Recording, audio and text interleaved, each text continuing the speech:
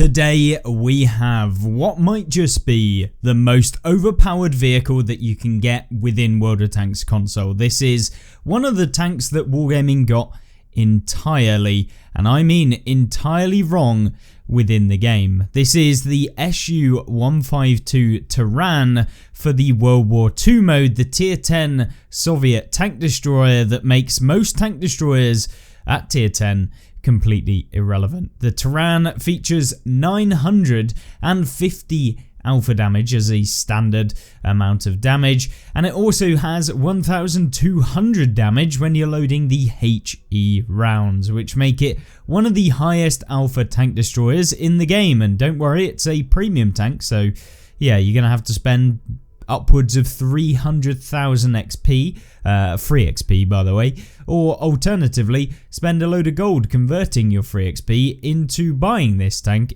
if it is actually on sale, which it doesn't usually come on sale, and doesn't even, I don't think it's even available in the premium tech tree right now, so it has to actually be for sale in the premium tech tree for you to be able to buy it. So a tank that is innately better than most vehicles at tier 10 as a tank destroyer, as well as you having to pay for it. I know already what some of you are probably thinking. Yeah, this is a case in point of a definite pay-to-win vehicle, and is one of the strongest in the game. And unfortunately, it is one you have to purchase unless you play the Cold War version, which is a tech tree version. So Wargaming ported over the Teran from the Cold War version into the World War II mode, which is, yep, always good when they do that. We've never seen an overpowered tank from Cold War enter into World War II as a alternate vehicle, with them not having to basically make a new tank again for World War II. So we see the Panzerjäger, another classic example of a balanced tier 8 premium tank destroyer that comes from World War II, or Cold War, into World War II. But the Teran, what actually makes it special, because I mean 950 alpha is definitely not the highest, and you see quite a few tank destroyers having 850, you also see quite a few having over 1,000 depending on what they are, but the Teran in general has 950 alpha. It has incredible damage per minute of 4,247 when you're using all of the perks and equipment, and it can go even higher if you were to use improved ventilation. Now the setup we've gone for is advanced optics, advanced concealment and advanced loader, so we can have absolutely broken camo, because why not have a tank that's incredibly good at being able to hit things with very good DPM and crazy alpha damage? Well, let's make it invisible as well. So that's exactly what Wargaming did. 237 meters still concealment in the way that we've got it set up with the commander as we've got it set up right here. And that's not even combining all of the camo perks that you could possibly have on this tank. So yeah, yet another reason that this tank's crazy. Now some people will say, yeah, but it has no armor. But in all fairness, in this game, armor is one of the least useful things, in my opinion, to actually have in the game, because often you're sacrificing almost everything about your vehicle in order to have the chance at bouncing things.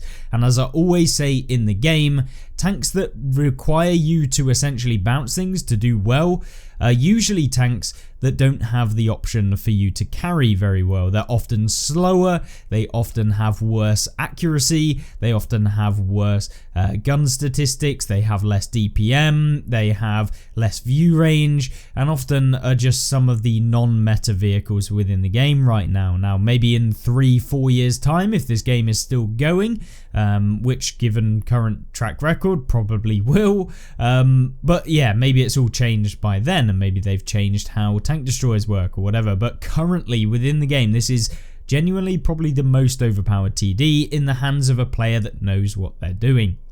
And in saying that, I don't just mean it's going to be bad for people who maybe haven't had as much experience or who haven't played an inordinate amount of time, like, you know, my sweaty ass has, but with 465 meters view range, with very good still concealment and the damage that it has, you can remain undetected a lot of the time, and you can be hitting people for nearly 1,000 damage every time. So getting 7,000 damage is a case of finding 7 opponents with enough health which is probably your hardest bit, is finding opponents with enough health, because once you hit them once, they usually don't even have a full hit point worth of another shot to actually finish them off. You can two-shot a lot of vehicles with 1000 alpha basically. So yeah, yet another reason that this tank is very, very strong. And on a one-on-one engagement, this thing is crazy because it's not even like it has an extremely long reload time. 13.4 seconds is not very short for the current meta within the game, 13.42 seconds. But for example, we look at the Object 268 V4, this has a 16.5 second reload, albeit we haven't got a commander in. But if we were to put one in, you'd probably be down in the range of about the same reload speed as the Teran, which is where the armor comes in. Object 268 V4 is priding itself, I guess, on the armor, but it has basically the armor that requires you to just have enough pen and you can pen it every time, which is the worst kind of armor in the game because no matter which way you're angling in this thing, you often can get penned pretty much everywhere because you're always exposing a point of a weak point from the front, which is not good. Whereas the Teran doesn't need that armor, it's just going to whack you for 950 damage, it's going to stay hidden or try and stay hidden, and then if it can't stay hidden, it can hightail it out of there with 63 kilometers an hour top speed. Yeah, 63 kilometers an hour top speed on a tank with a turret, and of course incredible camo makes it very, very deadly towards the later stages of the game. So if you can survive the first couple of minutes of the game, this tank becomes even more annoying to play against. But I have two gameplays that I want to showcase to you guys today because I literally played 2 games in the Teran for this video, 2 consecutive games in the Teran today, and that is why I wanted to make this video, because I thought, you know what, let's see if it is actually still as good as we once thought when it was first released. We had a little bit more time to check out this vehicle, and I can safely say, as a little rundown before we get into the gameplay, yeah, this tank is absolutely still broken and definitely shouldn't have been introduced into the game. It's one of the game-breaking tanks that I really wish Wargaming never made, or at least never made into World War II. So let's jump into that gameplay now and I'll catch you there. So the first gameplay that we do have is actually on Prokhorovka. Now, straight out of the bat, this is not the highest damage game that we're going to have out of both of the games that I'm showcasing today. So if you want to see both, which are definitely worth a watch, because this one is an open field map where you can use maybe a little bit more camo, maybe you can find a lot more shots, compared to the next map, which is Himmelsdorf, where it's a lot more fighty, where it's corner fighting. And for a tank that has no armor, corner fighting, you'd think, that's not particularly great. But trust me, this tank is actually very good at doing that, provided that you know when someone fires, because then it's just a free shot of damage for you to farm. And when you're doing 950 damage, yeah, it becomes absolutely crazy how much damage you can actually rack up. So yeah, with that being said, we moved into the middle position. It's a nice position to get quite a few free shots into various different opponents, and hopefully you guys will be able to see exactly what this tank can actually do in this sort of position. So straight off the bat, we one-shot a Vanguard. My thoughts on being able to one-shot tanks in an arcade game like this is really not great. I hate the one-shot mechanics. It's always very annoying that you can one-shot people, and it certainly feels like a lot of the time it just shouldn't happen, in my opinion. It makes for a very unpleasant experience. It's not that rewarding when you do one-shot someone, and you know, it feels horrible when you're on the receiving end of someone that's just, you know, moved to one position. Maybe they got lucky with their shell, maybe they flicked and auto-aimed you and one-shot you out of the game.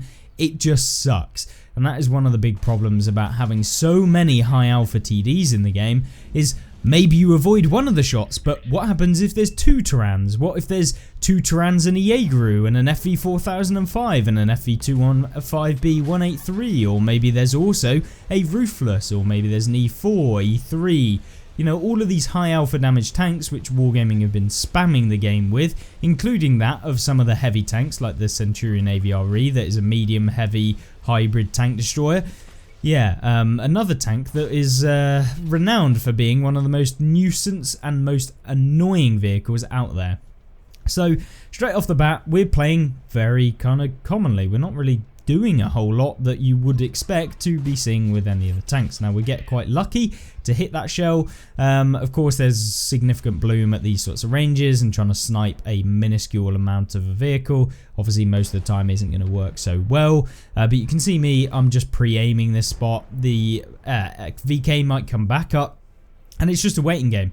I mean, all of these haven't particularly been doing that much wrong. I mean, cresting up there can be dangerous, especially when you have got someone in kind of the center of the map. So you've got to be quite careful that someone doesn't come in from the center. But at the same time, you have the opportunity to just pump them for half their health. And it's one of the biggest reasons why I think most people get severely upset that these tanks are in the game, because no matter how good of a player you are, sometimes you just cannot predict where a Teran is going to be sat. Maybe it's behind the building that's in front of you, maybe it's hiding in a bush back in spawn, and when you get hit for 950 at any point that isn't just the beginning of the game, it can really suck, and often you actually get taken out by such a shot halfway through the game.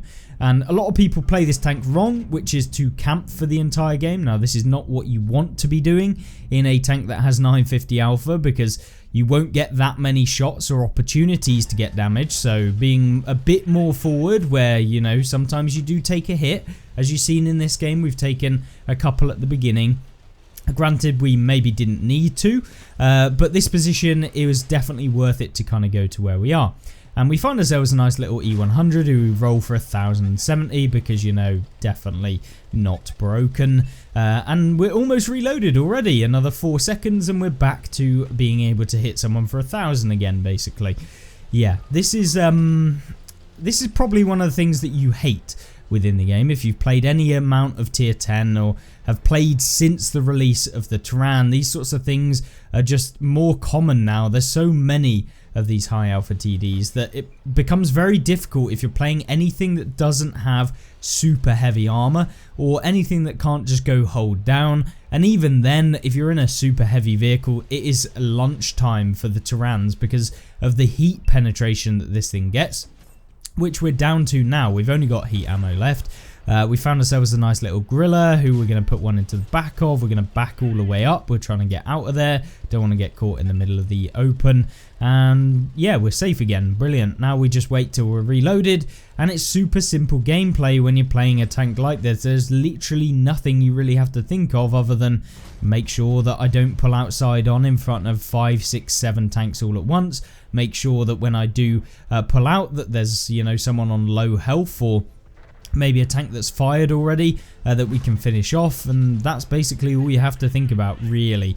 And using camo, and of course, you know, camo, bog standard thing in the game. Obviously the more experience you have using it, the better this tank is going to be, and probably exponentially, because you can remain undetected more, you can get free shots more, you can move up into positions that other people won't know that you won't get spotted in, and it just makes this tank that much better. So with up to 7.2k damage, it's a pretty good game. I mean, in terms of damage numbers, but for this tank, it's not particularly that crazy of a game, because what? We've hit 8 shots and we're on 7.1k damage.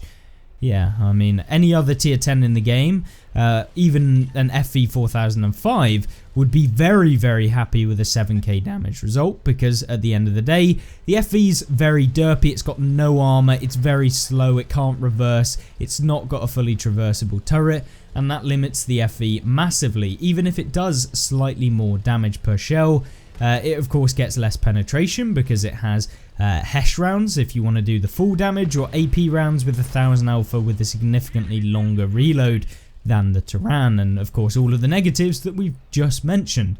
And yeah, it kind of makes you wonder, well, why would I play the FE when I could just play a much more consistent version? If I wanted to be competitive and win more, then this tank would definitely be the one that I'd be picking. So 7.6 thousand damage in this first game, which is the map that you would think would be quite good for the Teran. But what about a map that isn't so good, like we mentioned earlier, Himmelsdorf? And so Himmelsdorf kicks off as a pretty decent matchup, to be honest. There's not a huge amount of tier 10s in the game. There are quite a few, but they're not innately kind of populated within this game. We've got 2 kind of Swedish heavies that are pushing up. the hill, which is great. We need a bit of support when we're going up the hill. We're going up the hill because we can get quite a good overview of the map. We can move from the hill back down if they take it. We can go forward and push down the hill if we want to, although that is often not the play, and it's better to actually go back or relocate or use the hill position to get free shots onto people on the other side of the map. But yeah, the Teran very good at kind of moving up to this location. Of course, it has no armor, so duking it out with heavies who are probably going to be pre-aiming you. Even if you can hit them, you can bounce with these heat rounds and you can bounce with the AP rounds. It isn't super common because they're going to have to be essentially super heavies, or you're going to have to hit mantlets or spaced armor or something like that to kind of bounce with the heat rounds of this thing. But it is possible. And so we move up here. We find ourselves a little machine, which is one of the most overpowered mediums, played by a very, very good player, I would assume, being in the Chile clan. This is one of the kind of sweat clans within World of Tanks console. They often have super unicums, very, very skilled players. So getting him out of the game would be good. Maybe it's actually an iteration of the Chile clan, someone trying to represent it that isn't actually it, but I'm pretty sure that that is the actual Chile clan. But you can see here we go for a shot on the side of the vehicle. It doesn't show because there's like some weird spaced and weird reticle bugs that you get when you're looking over rubble like that, so ends up hitting the side of him. And then we find ourselves a little tier 8. I mean, this thing ain't gonna do jack to us, so we put one into the side of him. Even if we take a round here, it's fine. And at this point I just want to get rid of this medium tank, so we can take a hit, maybe even 2 here if we want to get rid of him. And there goes the K91-2. And then we take a hit that I really didn't want to take, the Draugen's Hesh round with 480 alpha, which is a bit annoying because that leaves us on almost a one shot for quite a few vehicles in this game. So not a great start. That's the armor for you. This tank's armor doesn't work, so that is to all intents and purposes a weak point of the Teran. It doesn't have armor, but it also doesn't get HE-able armor everywhere. So yeah, it's one of those tanks that isn't a Waffle Panzer IV and can be really annoying. Now we try and maybe get a shot on the Teran, but it's quite a unlucky shot if we were to hit that. Then we get hit by the Arty, who's going for the heavy tank there that's apparently spotted by the looks of things. So a bit annoying that we took some damage there, because that makes us even more easily one-shottable in this game. So with that being said though, we're just trying to pre-aim this Teran. Maybe he comes round, we're not entirely sure. And the Teran, very dangerous, as we know, and when he's able to one-shot us, very, very comfortable. I mean, he can't actually not one-shot us if he pens us, with AP, of course. So, yeah, it's going to be a pain if he hits us. So we want to make sure that we hit him first and then try and scurry away and get out of there. But doesn't look like he's wanting to do a whole lot. He's kind of playing in the middle, being quite scared of coming out, as you probably should when there are people who have won the hill on this map. But what we do see is there's a lot of heavy pushing on the heavy tank corner. And one of the tanks that's pushed maybe a little bit too far is that tank that we showcased at the beginning of this video, the Object 268V4, which, of course, when you've got 300 pen and are looking at the back of it, yeah, I don't think you're going to be bouncing off of the Object 268V4, especially when you're above looking down at it. But the IS-4 now comes around, so why not hit him for 1047? As you can see, we're up to 4k already. But this game is not looking good. We're down by 4 tanks. Yeah, really not great at all. We've got ourselves a heavy here. It's the Scourge Kirovets, who we hit once, and then he's going to push towards our teammate here. I'm guaranteed that our teammate's going to finish him off. I don't really want to poke. Maybe we get hit by someone camping at the back. The Arty's looking at me. Let's get away. I don't want to get one shot by, well, the remaining health of my tank removed by the artillery. And we've got a teammate in the base, or near the base, which is the tank destroyer. So hopefully he can deal with the other tank, but we're not entirely sure just yet. And there were quite a few other vehicles that were pushing up as well. Oh, there's 2 tank destroyers. Oh, there's 3 tank destroyers. Yeah, this is really not looking too good for us. And I think I don't really want to push around this corner because that could be a big pain. And we're just going to wait for someone on their team to actually push around. Maybe we can get a shot onto the IS-4. We might as well go for it. And oh gosh, the T-30 comes all the way around and we pen him instead. So a happy accident, but a very nice one for actually trying to win the game, because he's on much more health and our teammate wouldn't be able to one-shot him, whereas our teammate will be able to one-shot the tank, the IS-4 here.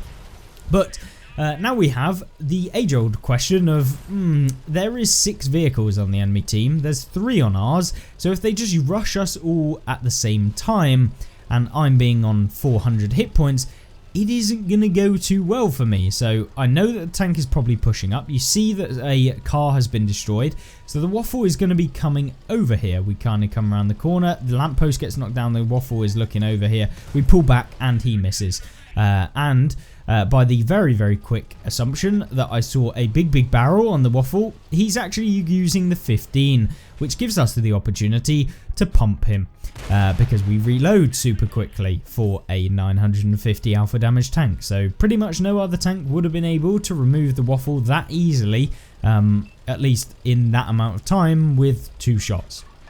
But 7,446 damage done, but there's still a bit to be done within this game if we want to win.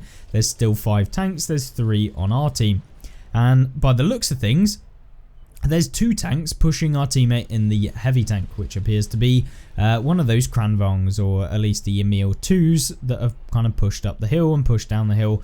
Our other teammate here is in the heavy, he's in the middle of the map.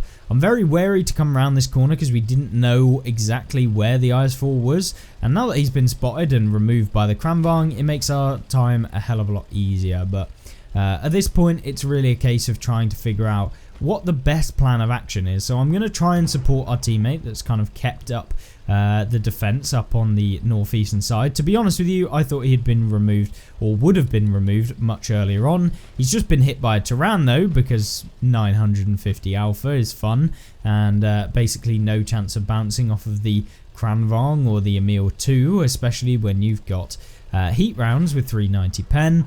And it makes the armor of a lot of tanks basically useless. I mean, Type 5s, Type 4s, the E100 Mauses, they're all upper plate pens almost with the heat ammunition, because it is just so strong.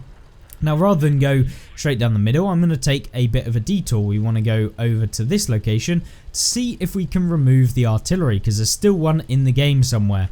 And there he is. He's out in the open. Can we get a shot onto him? It actually goes into the track, which kind of saves me here, because we couldn't one-shot that guy unless we loaded HE or high roll. But of course, we do not manage to take him out in one shot, but it doesn't matter because we take him out with the next one with only a 12-second reload when we're using enhanced combat rations, because food is balanced and completely fair. But our teammate finishes off the Teran, which makes this game a lot easier. We've got a Draugen up on the hill, and obviously the Waffle Panzer IV has actually pushed away from our teammate here and is coming through the middle of the map. But we go for a shot on the Draugen, but it's time to get the hell out of here. Rather than reverse, we're going to take the time to actually fully reverse around and try and escape whilst we're reloading. He could come around that corner super quickly and finishes us off with an auto aim or something. I was going to hold this angle, but instead we didn't, because I wasn't sure if he was actually coming, and then the Grilla 15 comes all the way around the corner. It was a Grilla 15, by the way, not actually a Waffle Panzer IV. But that picks up the 7th enemy of this game. We don't want to get hit through these buildings. I don't know if our teammate is actually going to finish off the Draugen just yet. And maybe we both get taken out. We're not sure. So I don't want to lose this game, especially when you've done 8.7 thousand damage on a town map, when you had pretty much all of that damage being when you're on a one-shot, almost, at least. So instead of kind of potentially throwing the game, or the Draugen just running away or being a nuisance, I'm just going to get in the cap. This A pushes the Draugen to come back to the cap, otherwise he loses, or B, we just win straight out. So A, we're pre-aiming a spot where the Draugen's most likely to come, and we finish him off instantly when he comes around that corner or that spot, or B, our teammate finishes him off, or C, we just cap out the base and win, if he's going to play passively and doesn't want to ruin his survival rate. But don't worry, the Draugen comes around the corner, the Cranny actually finishes off the Draugen, and we win the game. A victory nonetheless, with 1790 base XP, which for an 8700 damage game with 7 enemies taken out is very, very low. Which leads me to the possibility that this tank is 100% overpowered, because the whole base XP is based on the performance of people and the upper performance of people within the game, and how your performance was relative to everyone else. So considering that the Kranvang did about 4000 damage with 5 enemies taken out and only got 200 XP less, or maybe 300 actually, considering we did 5k damage more basically, yeah, it's pretty crazy that. And you can see the kind of level that people were likely to have in the Teran, making this the most overpowered tank played by an experienced player, and one of the strongest vehicles, if not blatantly overpowered for most people as well. So yeah, definitely a tank that should never have come into World War II, and I am absolutely ashamed that Wargaming decided that this was a great idea to introduce into the World War II mode straight from Cold War with very minor changes. So yeah, it really was the most frustrating thing to see a tank like this enter the game, and unfortunately, because Wargaming's policies are basically that they don't want to nerf or change any premium tanks because everyone's going to get mad that bought the overpowered tank. Yeah, you can kind of see where this tank is going to consistently be one of the top tanks in the game for a long, long time. But don't spend your money on it. It is not worth it spending almost 60 to 70 pounds on one vehicle, because that's pretty much the gold value of this tank. 20,000 gold or 24,000 gold or something crazy if you want to purchase it. Depending on sales and actually how much the free XP conversion costs, etc. Yeah, very expensive. So just be aware, this tank is, in my opinion, not worth buying, but it's absolutely overpowered. And yeah, one of the biggest problems about this game in general. And hopefully you did enjoy this video. If you found it useful, if you thought the games were amazing, or you thought they were good, or you think that this tank is absolutely outrageous like I do, then leave a like and let me know what you actually think of the tank in general, or what you would like to see nerfed about it, if you think that you could balance it better than Wargaming can, which I can pretty much guess that most of you will be able to balance this tank much better. I think a slower traverse speed, a slower speed in general, and slightly worse camo would make this tank a lot worse, as well as increase the dispersion of this tank so that it was a lot more inaccurate, so that it didn't feel like you're a laser with 950 alpha that can't be spotted. Yeah, that is basically what I would do to change this tank. But other than that, I hope you have a fantastic rest of the day, and I hope you don't get one shot or hit by the Terans anytime soon. And I will see you in the next one. Check out these videos if you like this one and want to see some more, and I'll see you there. Goodbye.